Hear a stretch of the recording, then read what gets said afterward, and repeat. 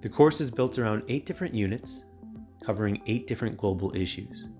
Each global issue is connected to a historical grounding point in the past that connects to that modern version of that issue.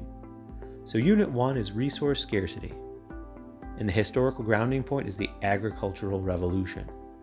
So Unit 1 is going to be about resources that are hard to come by and what governments and societies do to help access these resources for their people.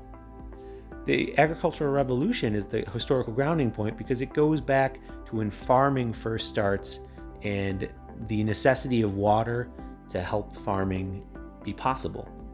So river valley civilizations are looked at, and we look at Mesopotamia, Egypt, the Indus people, and China to see how they centered themselves around rivers in order to sustain development in their civilizations.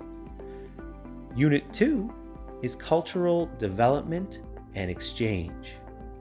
So we look at different cultures and what is culture. So we define culture, we look at what happens when cultures mix and interact, and we look at how cultures spread. So cultural diffusion. The modern phenomenon of globalization is looked at more closely, and we study how even things like businesses and trade interactions spread culture. The historical grounding point for this unit is looking back at the Columbian Exchange. So going back to when Europeans contact with the Americans for the first time, the native indigenous people of America, and start trading in the Columbian Exchange. Unit 3 is migration. So we're looking at the global issue of like refugee crises and why people leave areas to seek refuge in other locations around the world. So basically push and pull factors of migration. What are they? Why do they happen? Why do people move?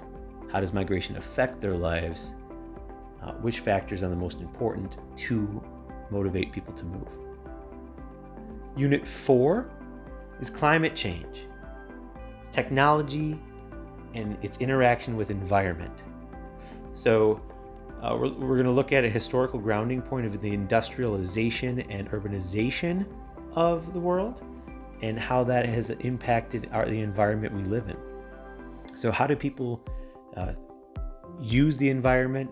How do we try to sustain the environment so we're not using it up too quickly? And how do we look for renewable energies and things like that can help keep the environment healthier longer? So how does human activity affect the environment? And that's actually the end of semester 1. Semester 2, with Unit 5, we'll start looking at human population. So what are population challenges? Things like disease, for example, will be looked at. And that's incredibly relevant in the time we're living in now, especially. So we look at epidemics, we look at things that happen with overpopulation. Why does overpopulation exist, and how does it affect us? Unit 6 is uneven economic development. So we ask questions like, why does inequality exist? Why are some countries resource rich, yet economically poor? Unit 7 centers around conflict. So we look at things like the conflict in Syria, the civil war in Syria that led to refugee crises. We look at South China Sea and how there's a territorial boundary issue. We look at India and Pakistan. We look at a lot of different modern conflicts, and it actually changes. So it can change if there's a new conflict that's becoming more prevalent. We'll look at that. It's really about relevance of the conflicts. In Unit 7, we try to stay updated with what's going on in the world at that time. The historical grounding point is World War II.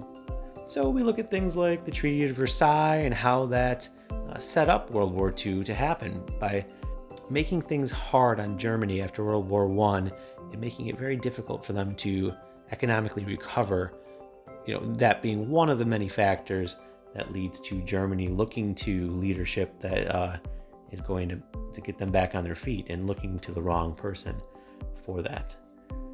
The final unit is human rights. So the question there is, what are human rights? What should the role of government be in protecting human rights? And are the rights of the individual more important than the rights of the many?